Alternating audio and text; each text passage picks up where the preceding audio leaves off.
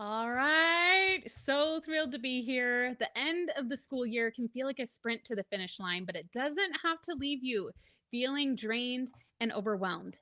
In this episode, I'm sharing 4 powerful ways to relieve that end of year stress by taking control of your thoughts, your emotions, your energy, and your time. These simple yet effective steps will help you shift your mindset, regain your focus, recharge your batteries so you can finish the year feeling energized and ready for what's next.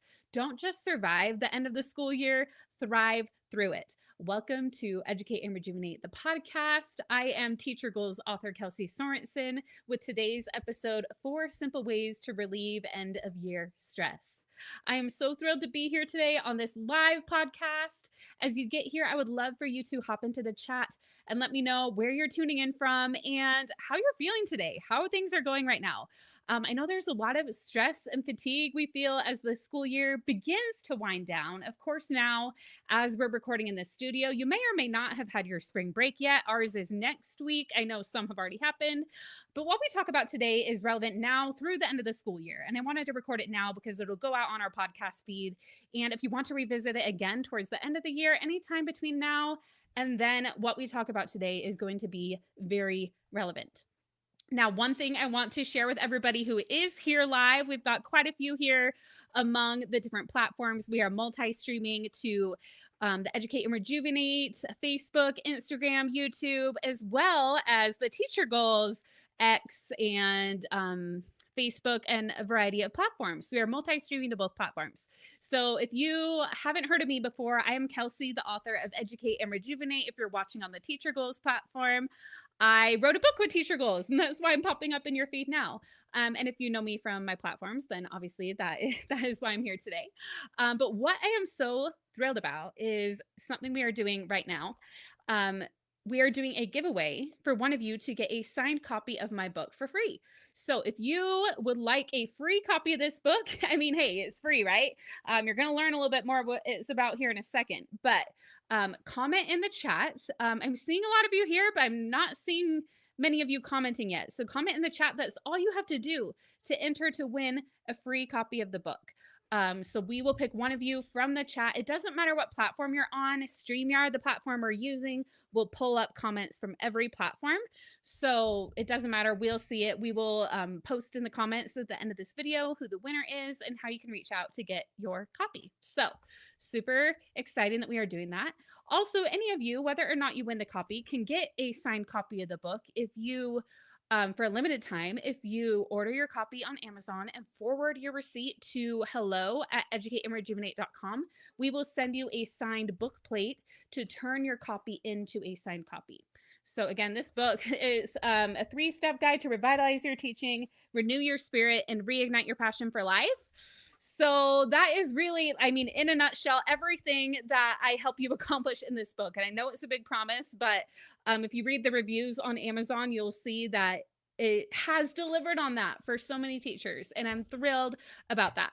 And today we're going to be talking about some of the things that I talk about in the book. So this will be a good way to see if you would like it. Okay, I'm seeing some entries come in. Eunice, we got you. You are entered. Again, if you have not entered yet, the way you enter to win the free signed copy in the mail to you, nothing else you need to do. Sarah says, very cool. Looking forward to learning more. Amazing. And again, whatever platform you're on, if you're able to tag friends, that's a great way. That gets you extra entries as well, gets more of our community engaging here in the chat. Oh, because the one thing I love about doing a live podcast is I would love to bring in your insights into examples as well. Like if there's something I'm talking about, like I have general examples, but I would love to talk about what's actually going on for you. What are you stressed out about right now? Or what are you feeling? Or are you feeling fatigued? Or what's going on? Because we're talking about how to relieve that end of your stress, right? And so it would be nice to have something specific I can help somebody in the live audience with.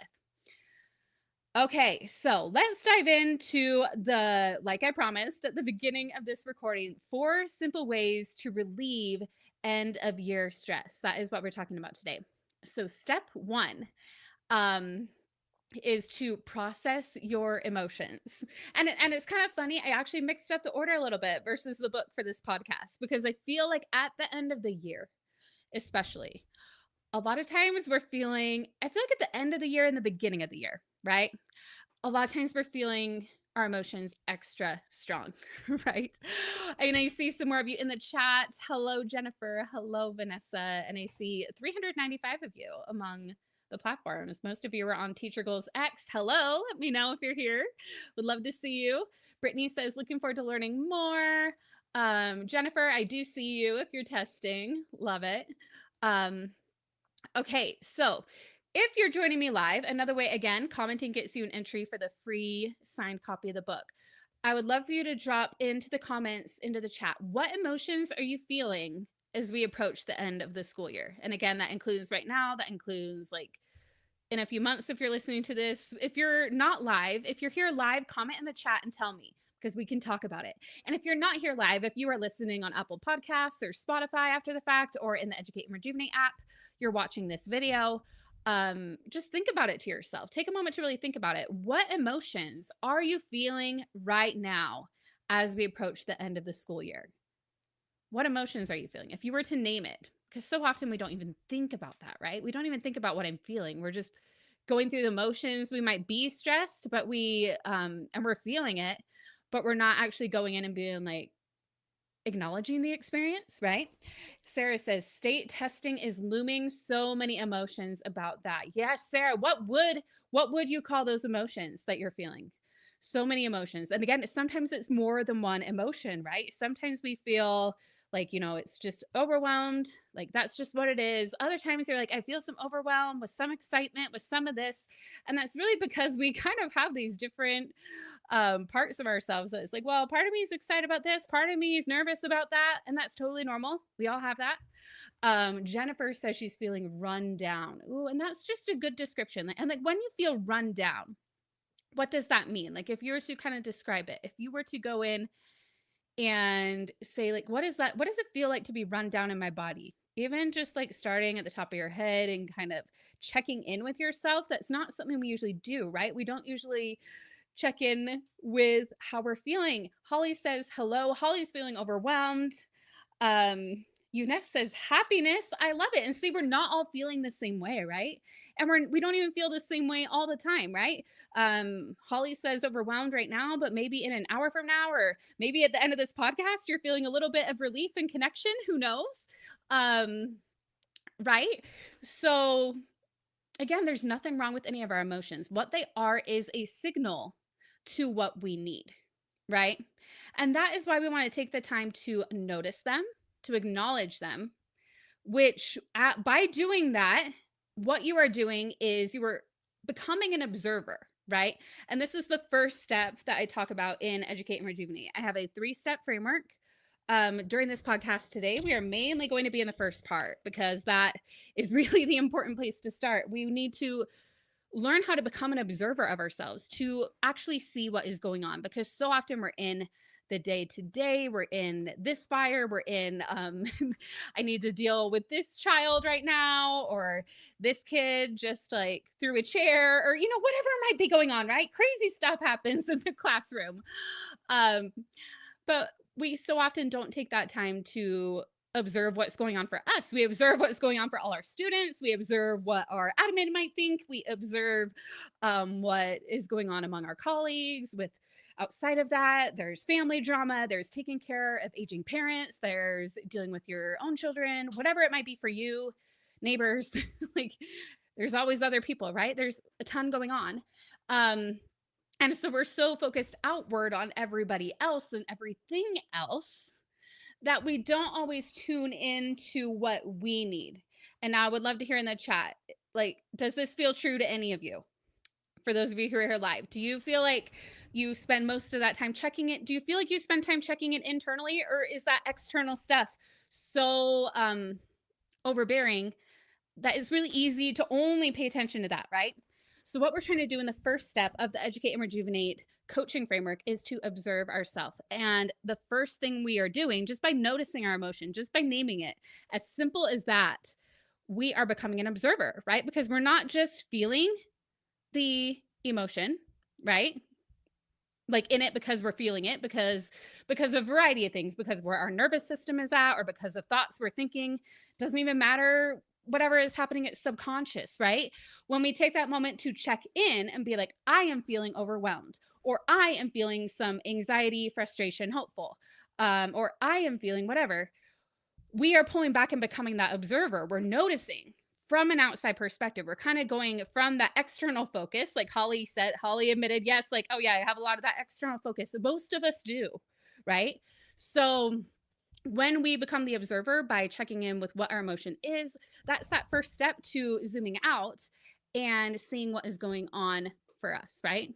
We are naming it.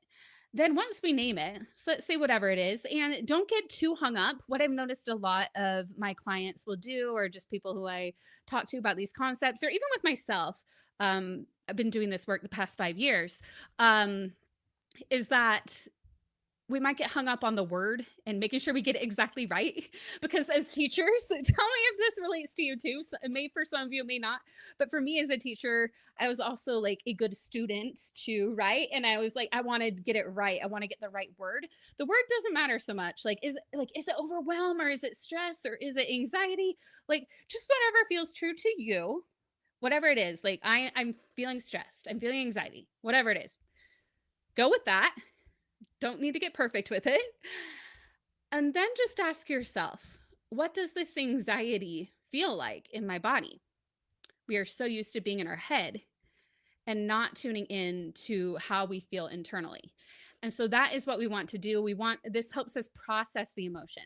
And by doing this, it can be so simple. It can be as simple as starting at the top of your head and scanning down through your body and checking in, like, where do you feel tight, where do you feel loose? For me, it's almost always tight in my jaw. And I always notice that. I'm like, oh, so interesting, I'm tight in my jaw yet again. And you might notice patterns as you start doing it yourself too. But as you just start getting more in tune with yourself, so you name what you're feeling, ask yourself, where do you feel it?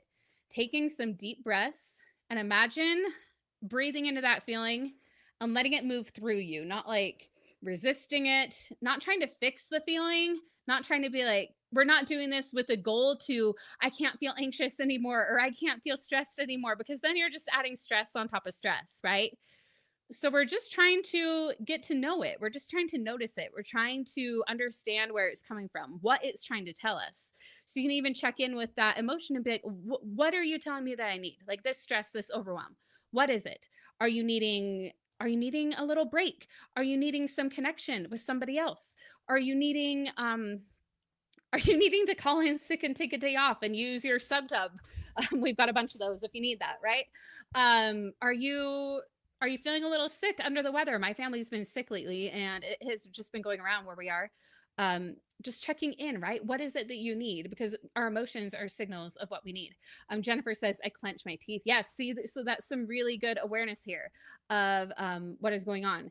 Jennifer also says internal is harder to check because the external sometimes takes over, right? And again, like as teachers, we have so much going on, and there's so much that is out of our control, right? We can't control like everything that goes on in the school. We can't control what our students do as much as we wish we could. We can't, right? We can't control what our admin says, what our admin does. We can't control the number of students that are in our class. Like so many factors that we can't control. We can't control what's going on in the broader world in education. We can't control what's going on in our families. Like so much that we cannot control. And that is why it is normal for us to feel lots of feelings about all these things that are going on, right? So we can just take that time to check in, process it, ask yourself, what is this feeling telling me I need? Okay, so that's step number one. When you are, I mean, I could talk all day about this step, but again, this is just step one of four steps to relieve your end of year stress. And again, I'm not saying the title of this episode was not to knock that stress away so you never feel it again, right? Because again, there's nothing wrong with feeling that stress. In fact, I feel like sometimes we tell ourselves like, oh, I'm so stressed, I shouldn't feel stressed. And then that's just like adds more stress to it, right? So again, it's just, what is that telling us we need? If we're feeling it more than we want to, then it's just that checking in. What is it that I need to take care of so I don't feel this as often? And the goal is that one of the things I talk about a lot, it's actually more towards the end of the Educate and Rejuvenate book. I believe it's in chapter 11, which is the final chapter, is our comeback rate, right? It's not about perfection. It's not about us feeling great all the time or never feeling stressed out. It's about how, it's about improving the comeback rate, which is how quickly you go from feeling stressed to be able to process that emotion, to be able to realize what you're thinking, to be able to realize what you can change versus what you can't, and get back to a place where you're feeling a bit better about things, where you're taking care of yourself. Okay, so step number 2, because I want to make sure that we get to all of them. Linda finally got on here from hot Arizona today. So happy to see you, Linda. And again, I want to see, we've got so many of you over on Teacher Goals X tuning in. Feel free to pop into the chat. Again, reminder, I've seen a bunch of you come since I made the announcement that we are giving away a copy of Educate and Rejuvenate to somebody who is here live in the studio. So comment below, engage with any of the questions I'm asking, or just share your thoughts. Share what you're feeling about the end of the school year. And one of you will win a signed copy of Educate and Rejuvenate. And if you're on the replay and you're like, wait, I missed the giveaway, don't you worry. We have more of these coming soon, more live podcasts. I would love for you to come on and join a future one if you're on the replay and you're like, dang it, I missed it. You only missed one. There's more to come. Okay, so step 1 was process your emotions. Step 2 is to manage your thoughts. So let's talk about our thoughts for a minute, because our thoughts actually drive so much of our emotional experience. Now, there's a concept I talk about a lot. Now, some of you, sorry, my microphone keeps moving. I'm trying to get it in the right spot. Can you all hear me okay? Oh, Patty's here from Florida. Love it. Latrice says she's overwhelmed. Again, it's such a common feeling, right? And that's why we're talking about back to school stress today. That's why we're talking about it. So at first we talked about, perfect. You can hear me great. Perfect. Thank you. We talked about processing our emotions for step 1. And if you missed that, because I actually see quite a few have tuned in just in the last little bit. If you missed it, this replay will be live as soon as we're done. And it's also going to go out on Apple and Spotify and into the Educate and Rejuvenate app. So replay will be available too. Step number 2 is to manage your thoughts, because for those of you who have been around a while, you're going to have heard of this. Some of you, this concept may be brand new, that our thoughts are actually a lot of what drives our feelings. Now, here's an example of that, right? One example, and actually before we get into the example, what would love for those of you who are live in the studio to do? Noelle's here from New Mexico. Welcome, Noelle. What is a thought that has been running through your head lately? Like, it can be related to teaching in the classroom. It can be not related to that, anything. Just a thought that has been running in your mind lately. Something that's been going on. Maybe it's something like, I'm so behind, or I can't do it all, or this lesson was a disaster, or I'm not doing enough. Anybody ever have a thought like that? Any of you? Because I definitely have. I have thought things about this, about myself many times. But when you try on any of those thoughts, when you think about them, or maybe one that you put in the chat, why do we test so much? Ooh, I have to move all of this. Yeah. Great examples, Patty. Noelle. Vanessa says, yes, she has totally had thoughts like that. Now, what I want you to do is notice with that thought, when you think it, notice how you feel after you bring that thought back to your mind, because our emotions actually only last, research has shown, like it's about 30 to 90 seconds. But it's when we repeatedly have the thoughts, right, that it keeps coming back. So we can actually, like, when you think a thought, like, I'm so behind, like when that pops into your mind again, suddenly you feel another jolt of like panic or overwhelm, right? Because our thoughts can drive our feelings. And these thoughts, they always feel so true, right? They feel so true. Oh my, we only have 45 days. They're not ready. Okay, so when you think that we only have 45 days, they're not ready, then what happens in your body? What are you thinking? You're thinking like, or what are you feeling, right? Because that's what you're thinking. You're feeling overwhelmed. You're feeling stressed. And then what do? You might like while you're in that overwhelm or that stress, The thing that we find a lot of times, and this is getting a little ahead of probably what we're talking about today, but a lot of times we find that when we have some thoughts, they actually lead us to feel feelings that actually don't support us in what we're wanting long term. In the book, we talk a lot about this. We use this tool called the self coaching model that helps us to understand really how our thoughts are driving our feelings. One of the examples, I actually, I'm going to go to chapter, let's see, it's chapter 7, which is where we really dive in to conscious thinking. And we talk about how our brain wants to be right even more than it wants to be happy. So, again, if we're saying like they're not ready, what your brain is going to start doing is all of a sudden you're going to be looking, because your brain wants to be right, your brain is going to be looking for all the evidence of that how your students are not ready. And then you're going to feel even more overwhelmed. And when you're feeling overwhelmed, and again, Patty, I'm not like targeting you specifically, I'm really talking about this in general. If I were coaching you in a session, we talk a little bit about what's more specifically going on with you. But I have seen similar situations where like when we're thinking they're not ready, it might cause us to feel overwhelmed, which may cause us to then kind of be buzzing around and maybe not being as prepared with our lessons, right? Which may lead us to like not getting the students as ready for that test, right? That's just one example. Here's another one of the examples we actually talk about in at the beginning of Educate and Rejuvenate chapter 7 is being able to take a day off, right? Because a lot of this might be coming up now. Like I mentioned, a lot of people are getting sick right now, right?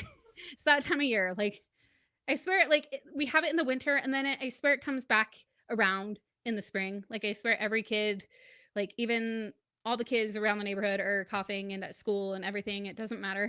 Like they're still there. They're there coughing. Um, and we talk about how, for example, there's a teacher named James in the book. And the circumstance of the self coaching model is that there are 32 substitute teachers available in the district, right? That's just the thing that is out of our control, right? So you can't control how many that there are. The thought that he has is, I can't take a day off because we don't have subs. So he feels defeated, just like, I can't do it. The actions he takes because he's feeling defeated, because he's thinking, I can't take a day off because we don't have subs, is that he doesn't prepare sub plans because he's just feeling defeated, right? He doesn't have anything ready to go. He goes to school sick. He feels resentful that he doesn't get to take a day off. He gets upset when coworkers take a day off. And the result is that he doesn't take a day off, right? So that result really ties back into what he's thinking. But then we look at a colleague of James, same school, right? 32 substitute teachers available in our district. That teacher thinks, I can use the sick days I've earned. They feel confident. She thinks I prepare. And what she does when she's feeling confident in taking a day off is that she has prepared sub plans ahead of time. So she's ready for a sub. She makes a plan with her team on what they will do for each other when there isn't a sub. I decide ahead of time to take a day off when needed, and she takes the day off, and the result is she's rested and using the personal day's benefit of her job. So you can see that the circumstance is the same, but the way they think and believe about it leads them not only to feel a different way, but take different actions on whether they're prepared or not for when that time comes. And that happens in everything in our lives. The self-coaching model is active whether or not we are conscious of it. No matter what we're thinking, it drives how we feel, it drives the actions we take and the results we create. And there's nothing wrong with that. That's just how it works. It's backed in cognitive behavioral therapy. And when we learn to understand it, which is why we really dive into it in the book Educate and Rejuvenate, and on this podcast, and in the Educate and Rejuvenate Club, and our Educate and Rejuvenate events, everything. The reason we focus on it is so we can learn to use that knowledge to our advantage. Because once we know it, once we understand it, we can learn more about our thinking patterns. We can look at our thoughts and not judge them, not be like, oh, why am I doing this? Or like, it's to really get to know them, to get to know ourselves, to understand, oh, that's so interesting. Why am I thinking that? We want to come at this with so much compassion, so much grace, so much curiosity. We're really just curious and want to get to know why we're thinking and feeling the way we are. And we might even fully agree with why we're thinking and feeling the way we do. There's nothing we have to change. It might just give us some awareness that, oh, like I'm feeling stressed out because there is a lot going on right now because I care about these students and these things are going on. And I also have all these IEPs and it's stressful to get them all done, but I know it's important to get them done and I feel good about it. And I just need to be able to move through this stress. Like, boom, you have awareness of it. You know what's going on for yourself. And that just helps you have some more compassion with yourself that, like, okay, um, this is what's happening, this is why it's happening, instead of like you understand that internal experience because you became the observer of yourself so you could actually look in and you weren't just, in the day to day not understanding what was going on for yourself. So when we have a thought like, okay, I have to pack up my classroom, I'm seeing more examples here. Charity says, feeling excited and nervous at the same time. I'm doing another long term sub position in SPED in another district for maternity leave starting about April 28th. Yeah. So, and here's the interesting thing, this is a complete tangent from this podcast. I just always love sharing when people share their thoughts. Nervousness and excited. It makes sense. Actually, those emotions go together really well. I want you to think about this, Charity. What, and everybody, just think about what does it feel like to feel excited? Kind of imagine that in your body. When you feel excited, what does that feel like? And then when you feel nervous, what does that feel like? And when you tune in and kind of feel those, you'll notice that they actually have very similar sensations. So, one thing that I learned from my mentor that I did my coaching certification with is that when you're feeling nervous about something, you can almost be prepared with this. You can remind yourself, yeah, I'm feeling nervous about this, but I'm also feeling really excited about this, and kind of channel that nervousness more into the excitement. Yeah, heart racing, right? You feel your heart racing when you're nervous and when you're excited, right? You feel it either way. So you can kind of remind yourself, like if you're feeling super nervous about something, you can remind yourself, what are the things I'm feeling excited about with that too? Um, Okay, Linda says, will the Title I program I am under still be available next year? Yeah, and you just wonder about that and you like what does that make you feel in your body? And just kind of try to get awareness of that. What is that driving for you? I'm starting our state testing next week. So getting everything and everyone ready. Yeah. Again, these are things that probably, as I read these comments, there are probably like 20 other people who are like, oh my gosh, yes, me too. Right. Which is helpful in and of itself because community is such an important thing when we realize, oh, I'm not the only one. That alone can be powerful. And we talk about that a lot in chapter 11 of Educate and Rejuvenate. Um, Jennifer says, what you are talking about makes me think about perspectives. Like, is the glass half full or half empty? Yeah, yeah, exactly. We want to we're really just trying to look at ourselves from a different perspective, right? We're trying to understand not just what like what is going on, but why it's going on. Like what we're feeling about it, what we're thinking about it, getting to know ourselves. And again, we may or may not want to change anything about what we're thinking or feeling. But even just getting that awareness of it is deepening our relationship with ourselves, making sure that we know what we need so we can take care of ourselves because we're in a profession that is very prone to burnout and leaving the profession, right? So, if we want to have a sustainable long term career as an educator, we need to be able to do these things. We need to be able to check in with ourselves and become an observer and see what we're thinking, what we're feeling, what's going on in our nervous system. It is crucial to the longevity of being an educator because unfortunately, not all the circumstances are in our favor. And that's not something that is always under our control. Um, okay. Let's see. So again, one thing I'll share before we move on to step 3. Hey there, glad to be part of this. What's the topic, please? We are talking about 4 things to alleviate teacher stress. So I'll recap really quick because we just keep having more of you joining as we go. So step 1 was to process your emotions. We want to check in with how we're feeling, naming it. What is the emotion? How is it feeling in our body? So we can learn from it. What is it telling me? What is it telling me that I need if I'm feeling this end of year stress or end of year overwhelm or end of year fatigue, whatever that might be. Um, Step two is to manage your thoughts or to just become aware of your thoughts, right? To see what thoughts are, what patterns are happening right now at the end of the school year, and how they might be, because again, if you're thinking about the feelings you're feeling, so wait, okay, what am I thinking when I'm feeling this way? Right? That's another way to think about it. What am I thinking when I feel this way? And then when I feel this way, what does that lead me to do? Right? Um, Step three is to replenish your energy. So we want to talk about that, right? So raise your hand or type in the chat or just think to yourself. I know this is going on Apple and Spotify and everywhere, so you might be on a replay. Just think to yourself. Um, if you've ever thought this, I'm too tired to even think about self care right now. Like you might even be arguing back with me. You might have been listening to this whole podcast and be like, oh, Kelsey, that's nice in theory. But I don't even have time to think about self care. And you don't have to be shy. Like it's okay if you feel that way, right? Um, yes, four simple ways to relieve end of year stress. That is the topic. Patty says, "Yep, yeah, yeah." Some of it is okay. It's okay, right? I think all of us have thought this at some point or another. The end of year isn't just emotionally draining. It's not just about stress and overwhelm. It's physically draining too, right? It can feel like you're running on fumes, and even basic things like taking a breath or taking, like, even if you're like, oh, I want to take a few minutes to meditate, that might sound like completely undoable. Like you're like, I've got students around, or even basic things like, running to the bathroom when you need to, or grabbing a drink can feel almost impossible when you're an educator.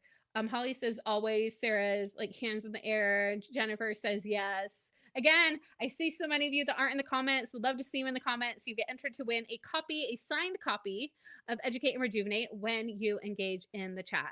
In case you hadn't heard that yet, because I know a lot of you have it, because the number just keeps changing. We got more of you tuning in. More comments equals more entries. Yes. So each time you comment, that my team just reminded you, each time you comment on this live is another entry to win the signed copy of the book. Linda says, this is why teachers need a mental health day after the state testing. Agreed, right? So I just want to acknowledge that if you're tired, or if you even have that thought, like, I don't even have time for self-care, that doesn't mean you're lazy or you're doing something wrong, or that self-care should be another thing that you add to your to-do list, because I mean, that just sounds ridiculous, right? We don't want to add more things to your to-do list. We want to just, it means that you're human, right? And that your energy tank is probably close to empty from everything you've been pouring into this year. It's also potentially a symptom, right? That, like, if we've gone this whole school year, like, this is one thing I like to talk about a lot during the summer. Because a lot of times during the summer, I hear teachers say, or even homeschool parents, work with homeschool parents too, that I just can't even think about it during the summer because I am so burned out from the school year. I need a whole summer to take a break. But what I think of with that is, like, if you need a 3-month break before you even think about it, that's probably a symptom. And feeling like I don't have time for self-care is likely a symptom of not, because you haven't worked it in before, right? Because you haven't taken that time to take care of yourself. It's a symptom of something that at some point might give. And I know that because, as I share in my book, I have been there. I had a panic attack that led me to passing out in my classroom. I had a panic attack that led me to being in tears on my classroom floor, which is what the book starts with. I had a panic attack that led me into the emergency room after having my third baby. Like, I get it. I wasn't taking care of myself, and then I was forced to. So it's really where it's not like I want to add another thing to your to-do list, right? But we do need to replenish that energy, even if it's just a little bit. Even if it's like, I'm going to take some deep breaths when I notice I'm stressed out. You're always breathing, right? We always have to breathe. So maybe we can take some deep intentional breaths. Maybe, just maybe, it might be helpful to bring the students in with that too, because maybe they're also dysregulated. Maybe they're also stressed out and they need that moment too.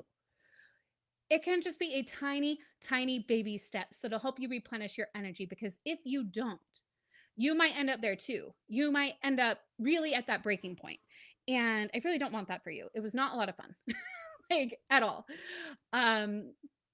So, I mean, there are just a few simple, quick things you could do. You could a 2-minute breathing break between classes. You could put your phone away and just sit in silence for a few minutes before you leave, before you get home. One thing that when I was first working through all this, that my life coach suggested was because I felt like I was going just from everything I needed to do at work to everything I needed to do at home. And she's like, what if you built in some transition time? Like, are they even going to know if you took like 10 minutes to read a book before you leave, like to pick up your kids or whatever? And I was like, no. Like if I just did like 10 minutes for myself. And I found that really helpful. Um, yeah, I love this, Dana or Dana. Sorry, I'm not sure which one it is. So you can let me know in the chat if you want. But pay yourself first. This includes self-care. Absolutely. I love bringing in your comments because it just really enriches what we're talking about here. Patty says it's hard not to feel guilty when you take time for self-care. You constantly think about what you should be doing, right? Right. And this is not to add other shoulds to your list. It's not even to make you feel bad about like, oh, I haven't been taking care of myself. It's really about what can you do that is so simple. It's really about that tiny 1% incremental improvements over time. That if you focus on just 1 minute here, 2 minutes tomorrow, 3 minutes the next day, after a year, you're going to really be able to build some habits that are going to make teaching more sustainable for you, where you're going to feel like you're not only educating, but you're educating and rejuvenating, because that is the only way that you're going to be able to create a career that's sustainable, that doesn't leave you burned out all the time. Um, I get a manicure and pedicure every month. Love it, Latrice. Um, Holly says, love that idea of everyone breathing together. Yeah, because our students need it too, right? They need it just as much as we do. And it can make it even more productive for you and for your students. I can't leave my phone. I use it for content during my class. No worries. No, and by leaving your phone, it can just be like putting it down or whatever, but totally get that. Okay, so let's see, what was the other thing I wanted to mention? Another thing, walking outside for 5 minutes after school. There are certain things that really help regulate us, really relieve stress. Being outdoors is one of them. So a 5-minute outdoor walk, getting outside can really help. Connection. I talk about a lot of these things again in the Educate and Rejuvenate book. It doesn't have to be a huge thing, right? Even the fact that you're here listening to this podcast, wherever you're listening to it, is something that you're doing for yourself, right? Sipping something warm and actually enjoying it without multitasking for a minute, like just letting your brain. That's another thing that I found actually helps me replenish my energy. Sometimes I want to listen to something that helps me feel empowered, and other times I've realized like I did that so much for so long. Like I would always have my AirPods in, listening to an audiobook or listening to a podcast, or always being productive. And now I realize sometimes I just want to drive home in silence and be understimulated for a little bit.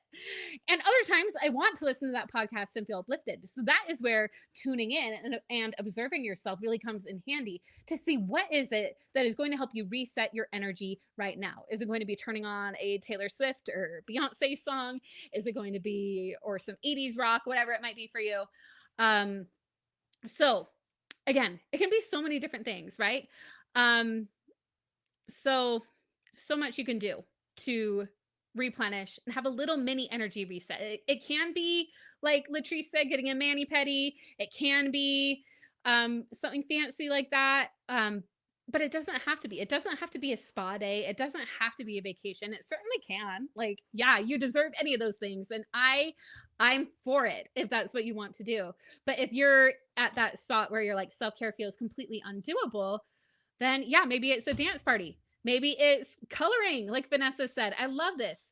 I love modeling that recentering moments for my students. Yes, and they learn so much from it. And I feel like that's what a lot of us grown-ups didn't get growing up, right? Social emotional learning was not the buzzword that it is now, and I'm so glad it is now, because I'm hoping that as these kids grow up and learn these skills, that it will just help society as a whole. But for a lot of us who didn't get that, like I don't feel like I got that growing up.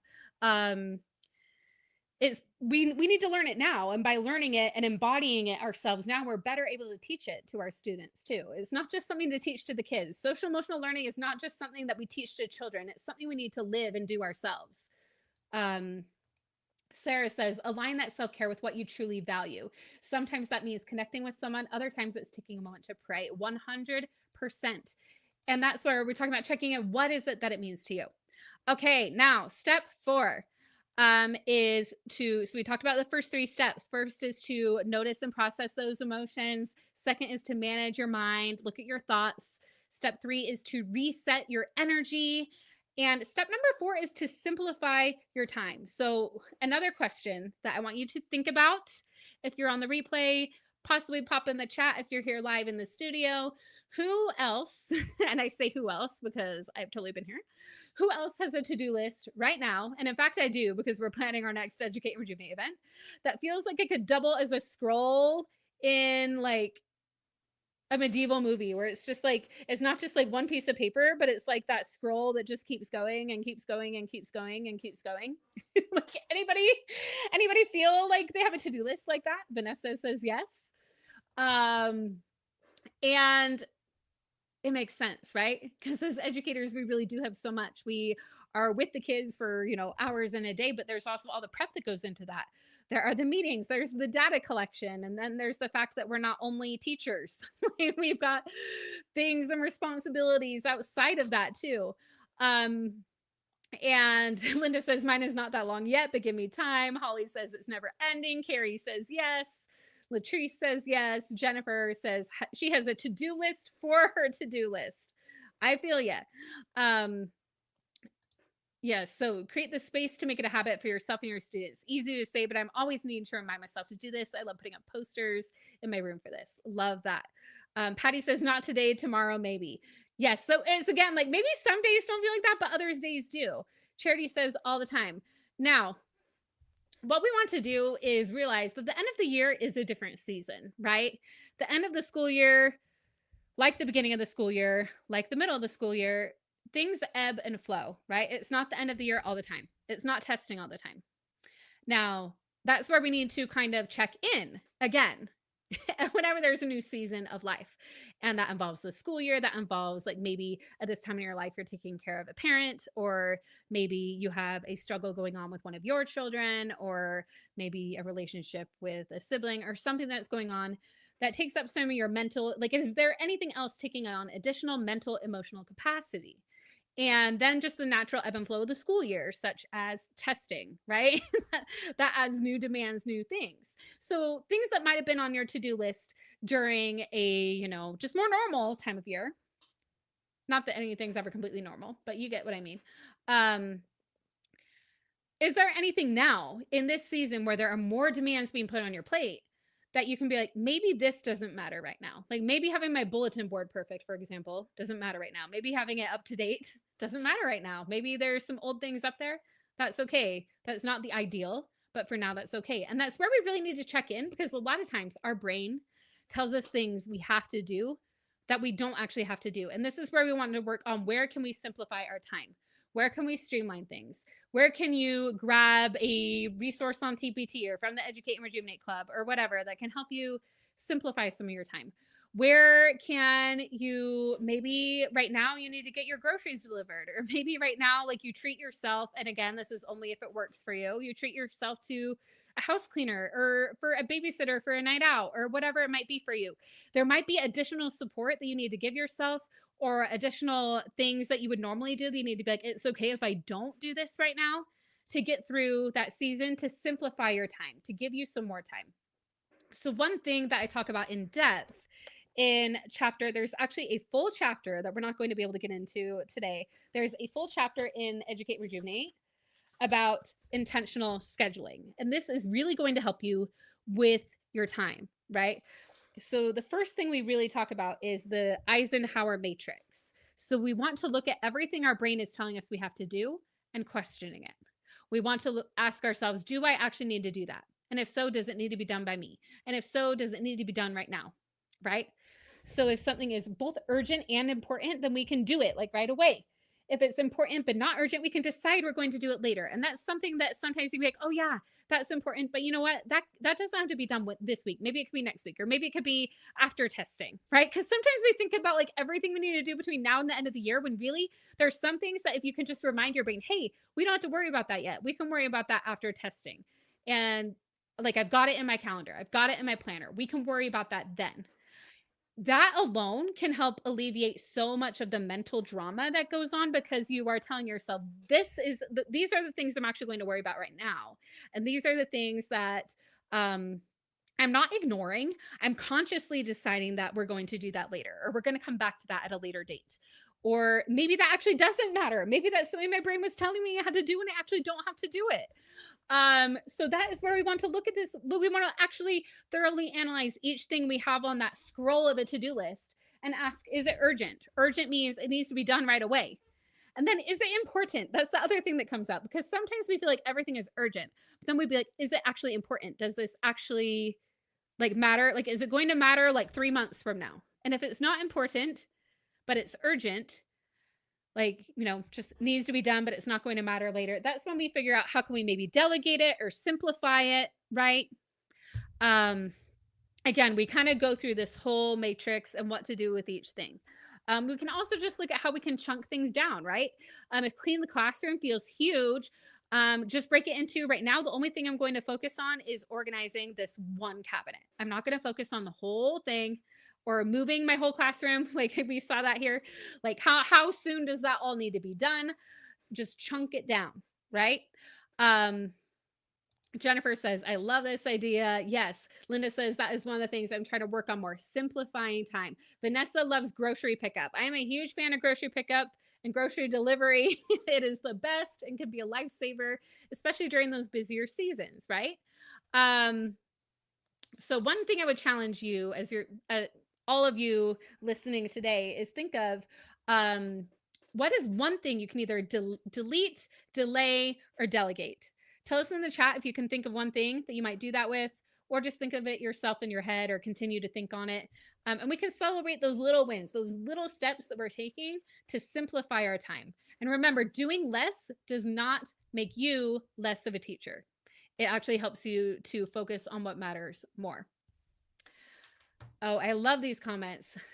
We need to modify and accommodate for ourselves to meet our own needs. We do this for our students all the time. Why not think of doing this for ourselves at this time? 100%. Sarah says prioritizing and setting boundaries. I like the combo of breaking down things and questioning things. Yes. I love Jennifer's suggestion here of helping make some of the end of year, having the students help with some of those tedious end of year to dos, right? They love to help. Yes, 100%. Delete the idea that things have to be perfect. Yes. Okay. So let's recap the 4 things that we went over. And again, this replay is available to any of you anytime you want to revisit. We also dive deeper into all of this in my book, Educate and Rejuvenate, a 3-step guide to revitalize your spirit. Or wow, I should know the subtitle of my own book, right? Revitalize your teaching, renew your spirit, and reignite your passion for life. And one of you will be winning that copy here shortly. But anybody who purchases a copy and forwards their receipt to hello@educateandrejuvenate.com can get a signed book plate mailed to them for free. So the 4 ways that we talked about today are, number 1, to process your emotions, to check in with how you're feeling. That alone helps you go from just focusing on the external, everything else that is going on, into the internal experience. What is going on for me? What am I feeling? What is that telling me that I need? Then we want to look at our thoughts. We want to manage those thoughts. Look at what we're thinking, the thinking patterns we're having. If we're feeling negative emotions more than we'd like to, again, there's nothing wrong with feeling those. But if they are driving everything, we want to check in and see, what are my thinking patterns? What is going on for me right now? And see what thoughts it is that are driving those feelings, and question those thoughts. A lot of questioning, right? Question the thoughts that we're having. Notice maybe where they're not true, maybe where you can find another thought that might help. I have a lot of podcasts that'll help with that too. We weren't able to dive super deep into all 4 of these. So again, you can check out the book or Educate and Rejuvenate the podcast. We have ones that'll dive deeper into any of these 4 things that you can find, and full chapters in the book. Step 3 is to replenish your energy. Again, that it can be so simple. It doesn't have to be like a huge self-care. It doesn't have to be having a full spa day. It can be as simple as taking some deep breaths, inviting your students to go with you, having a dance party, going outside. Just something that is going to help replenish that energy, because we only have so much in our battery, right? And we need to recharge that battery so that we don't burn out. And number four is to simplify your time, to figure out what is it that you can delete, that you can delegate, that you can simplify, that you can maybe, not do it the way that would be the ideal, perfect everything, but, done is better than perfect sometimes. Sometimes we need to aim for B minus work. And as teachers, that can feel painful because a lot of times we were A students. That's what our passion is. But sometimes we can't give everything everywhere, right? And we want to be able to take care of ourselves. We want to be able to educate and rejuvenate. So, I would encourage you to implement these techniques to help you now through the end of the school year to be able to just get a sense of, a little more of a sense of control over what you can control, right? Because there are those things like state testing, can't control that. But what we can control, what is in our power, is whether we check in with ourselves, whether we pull away and get to know and understand, use it as an opportunity to realize what you need and how to take care of yourself, how to be strategic with your time and kind of look at it as like a game and like, what can I do to simplify? What I try to remind myself sometimes is how can I make this fun? Right. Um, Again, I've had so much fun with all of you on the live podcast today. Jennifer says, thank you for writing the book. I can't wait to get a copy. I can't wait for you either. Oh, yes. Sarah says AI. Yes, 100%. I'm a huge fan of AI. We're actually going to definitely have some podcasts about that soon. Can definitely help tasks be more efficient. And B minus is so much better than F, right? A lot of times we have this binary thinking. We talk about this in the book too, all or nothing thinking. We think it's either an A plus or it's an F, and that's not true, right? There's so much in between. Yes, not going to forget to announce the winner. Okay, so Kinsey on our team pulled the winner from the chat. So our winner of the signed copy is Holly Dainton. You won the signed copy of Educate and Rejuvenate. So please email hello@educateandrejuvenate.com to claim that prize. And if you were here live or you're on the replay and you're like, I missed it, oh no, it's okay. When you grab your copy on Amazon, you can forward your receipt to hello@educateandrejuvenate.com, and we will send you a signed book plate to turn your copy into a signed copy. And I'm going to tell you, we have some more live podcasts coming soon. We're going to be giving away a lot of Starbucks gift cards on those. We have some fun ones coming up as we announce our upcoming Educate and Rejuvenate conference, our fourth year of doing it. We're going to be doing some fun things with teacher goals for that, which is why we're going to be on their platforms too. So much fun. I love being here with all of you here at Educate and Rejuvenate and Teacher Goals. Teacher Goals is amazing that they helped me publish this book and get it out there to all of you. So if anybody has any questions about the book, about anything that I shared, you can email anytime at hello@educateandrejuvenate.com. And be sure to watch this space, to get on our email list at educateandrejuvenate.com if you haven't yet, because I will be emailing out when we're doing future live podcasts like this. They're going to be happening on a more frequent basis here soon. Have a wonderful night, everybody, and we'll talk soon.